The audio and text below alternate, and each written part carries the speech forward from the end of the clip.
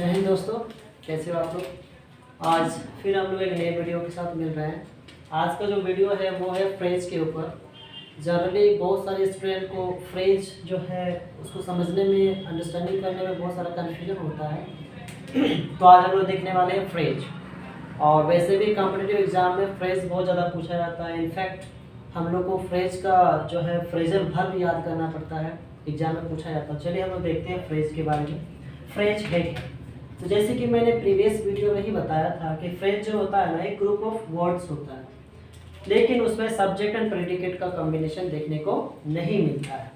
वो सेंस हमें देता है बट कंप्लीट सेंस नहीं देता है, जैसे कि एक सेंटेंस देता है। तो हम बोल सकते हैं फ्रेज क्या है, फ्रेज एंड इट्स टाइप। तो phrase is a group of words, group of words, phrase is a group of words, phrase is a group of words that contains either the subject or the predicate। तो phrase जो होता है ना, वो group of words होता है जो कि या तो वो प्रेडिकेट अपने साथ रखता है, कंटेंट मीन्स होता रखता है, अदरवाइज वो सब्जेक्ट रखता है। दोनों में से कोई एक मिसिंग रहता है, या तो उसमें सब्जेक्ट देखने को मिलेगा, अदरवाइज उसमें आपको प्रेडिकेट देखने को मिलेगा, दोनों नहीं मिलता। तो phrase is a group of words that contains either the subject और द प्रेडिकेट इन इट, यानी उसमें। इट गिव्स सेंस, वो सेंस हमें देता है बट नॉट कंप्लीट सेंस, लेकिन वो हमें कंप्लीट सेंस नहीं देता है, जैसे कि एक सेंटेंस हमें देता है। अब हम लोग बात करते हैं टाइप्स ऑफ फ्रेज। फ्रेज कितने टाइप के होते हैं, फ्रेज के कितने टाइप्स होते हैं जी दोस्तों। तो सबसे पहले अगर हम बात करें टाइप्स ऑफ फ्रेज की, तो सबसे पहले हमारे पास आता है नाउन फ्रेज। क्या आता है? नाउन फ्रेज आता है। नाउन फ्रेज किसे कहते हैं? तो noun phrase is a word that acts like a noun. Noun phrase एक ऐसे वर्ड का एक ग्रुप होता है जो नाउन की तरह ही एक्ट करता है, ठीक है।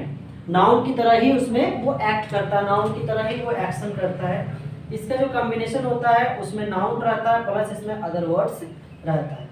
जैसे अगर हम एग्जाम्पल की बात करें तो यहाँ पर लिखा हुआ है अ मैन, एक व्यक्ति, इन द विंडो, जो कि विंडो में खड़ा है, शाउटेड फॉर हेल्प, उन्होंने मदद के लिए शाउट किया, मीन्स मदद के लिए चिल्लाया। तो यहाँ पर एक व्यक्ति की बात की जा रही है, a man in the window. ये जो इन द विंडो की बात की जा रही है, किसके लिए बात की जा रही है? इस मैन के लिए भी बात की जा रही है कि वो जो मैन है वो कहाँ पर खड़े हैं? विंडो में। तो ये एक तरह से एक फ्रेज है, और ये फ्रेज किसके लिए आया है?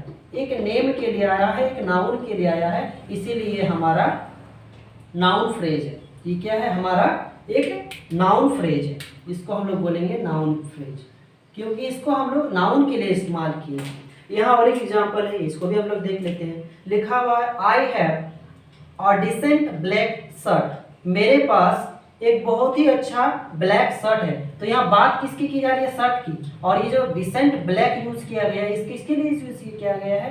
सब्जेक्ट के लिए यूज किया गया है, सॉरी यह नाउन के लिए यूज किया गया है। तो नाउन के लिए अगर कोई एक्स्ट्रा वर्ड यूज किया जा रहा है किसी सेंटेंस में, उसी नाउन के बारे में इंफॉर्मेशन देने के लिए, तो उसे हम लोग नाउन फ्रेज कहते हैं। यहाँ पर देखिए लिखा हुआ है अ डिसेंट ब्लैक शर्ट। तो ये जो डिसेंट ब्लैक ये यूज किया गया है, इस शर्ट के लिए यूज किया गया है, इसीलिए और डिसेंट ब्लैक ये आपका एक फ्रेज, एक फ्रेजल वर्ब है, ये एक नाउन फ्रेज है। ये क्या है? एक नाउन फ्रेज है।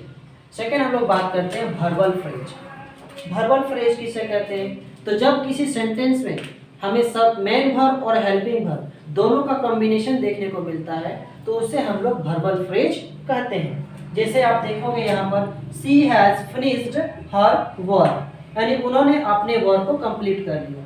तो यहाँ पर देखिए हैज जो है आपका सिंगुलर वर्ब, या आपका जो है लिंकिंग वर्ब है जो कि हेल्पिंग वर्ब है, और यहाँ पर फिनिश जो है मेन वर्ब है। तो यहाँ हेल्पिंग वर्ब भी है और मेन वर्ब भी है, दोनों का कॉम्बिनेशन है, इसीलिए हमारा एक वर्बल फ्रेज है। ओके, यहाँ पर देखिए you have stolen my phone.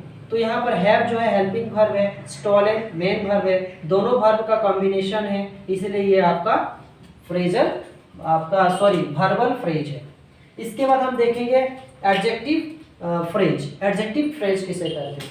तो जिस तरह हमने देखा था कि नाउन फ्रेज जो होता है ना उसमें कुछ नाउन के साथ साथ कुछ एक्स्ट्रा वर्ड्स लगा रहता है। उसी तरह एडजेक्टिव फ्रेज क्या करते हैं, ये नाउन के ही इंफॉर्मेशन को वो क्या करता है बताता है। An adjective phrase modifies the noun, ये नाउन को मॉडिफाइज करता है। किसको मॉडिफाइज करता है, नाउन को, मीन्स नाउन के बारे में और थोड़ा बढ़ा चढ़ा करके इंफॉर्मेशन देता है। नाउन के लिए उस पर कुछ और एक्स्ट्रा वर्ड्स लगे हुए रहते हैं। जैसे यहाँ एग्जांपल में लिखा हुआ a boy in the shop, यानी एक लड़का जो कि शॉप में है, दुकान में है, इज माई फ्रेंड, वो मेरा दोस्त है। तो मैं किस लड़का का बात कर रहा हूँ, जो लड़का दुकान पे है। तो इस लड़का के मैं एडजेक्टिव, उसकी इंफॉर्मेशन दे रहा हूँ।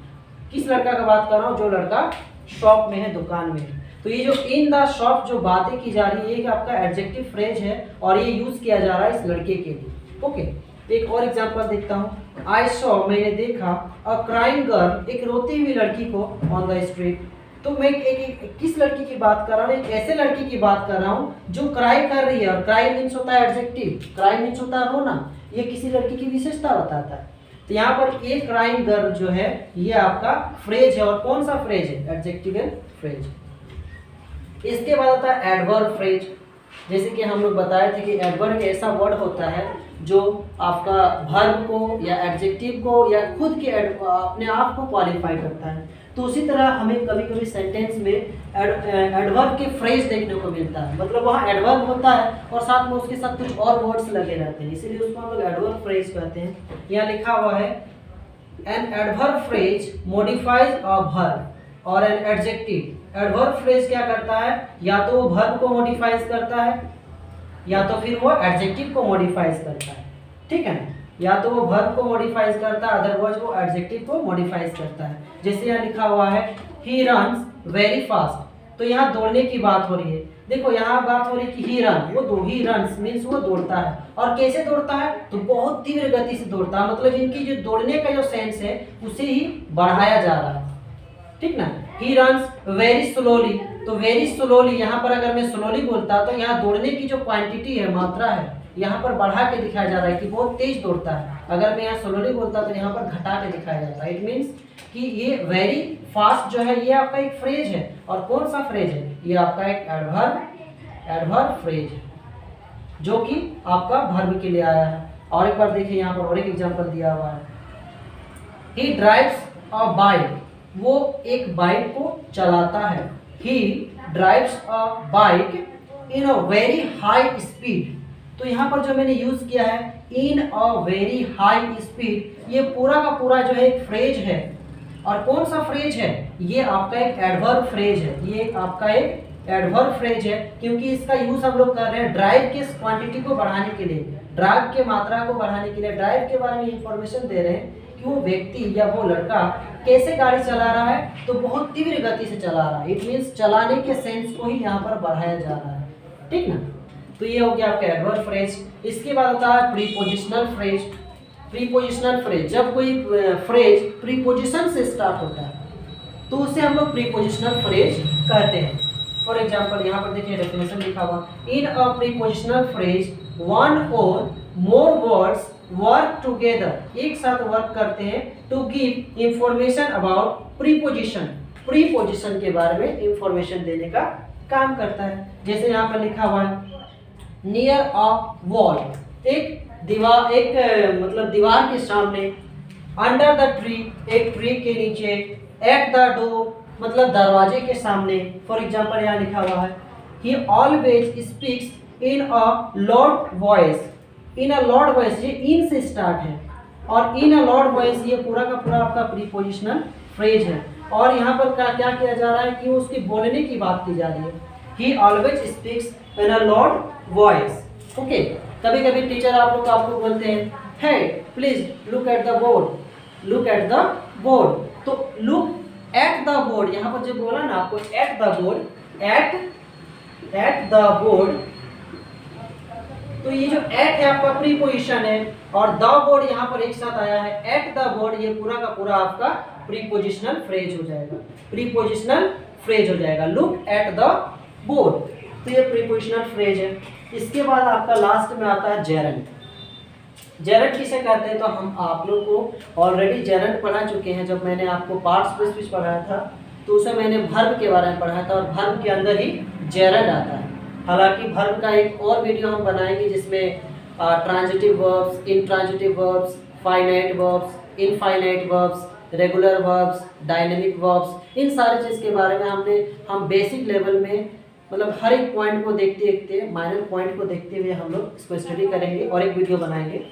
तो अभी हम लोग देखते हैं जेरंड। जेरंड क्या है? अ ग्रुप ऑफ क्या लिखा हुआ है? A gerund phrase is a phrase consisting of a gerund and any modifiers or any objects associated with it। देखिए जेरंड फ्रेज में क्या होता है, जो हम लोग बोले थे कि जेरंड में हम लोग यूज करते हैं V1 plus ing। It means कि जेरंड हमेशा ing में आता है, और ये भी कभी कभी किसी किसी सेंटेंस में हमें एक फ्रेज के रूप में दिखाई देता है। जैसे यहाँ पर यूज किया गया लिसनिंग, लाफिंग, टॉकिंग वगैरह वगैरह। जैसे एग्जाम्पल हम देते हैं, आई इंजॉय मीन्स मैं इंजॉय करता हूँ लिसनिंग टू म्यूजिक। यहाँ पर ये जो लिसनिंग टू म्यूजिक, ये जो इसके बाद पूरा का पूरा वर्ड आ रहा है लिसनिंग टू म्यूजिक, ये एक आपका फ्रेज है। और कैसा फ्रेज है? जेरंड है। क्यों? क्योंकि स्टार्टिंग हुआ है एक जेरंड से। जेरंड है लिसनिंग, तो talking, listening, okay, swimming, okay, ये सारे के सारे आपका जेरंड है।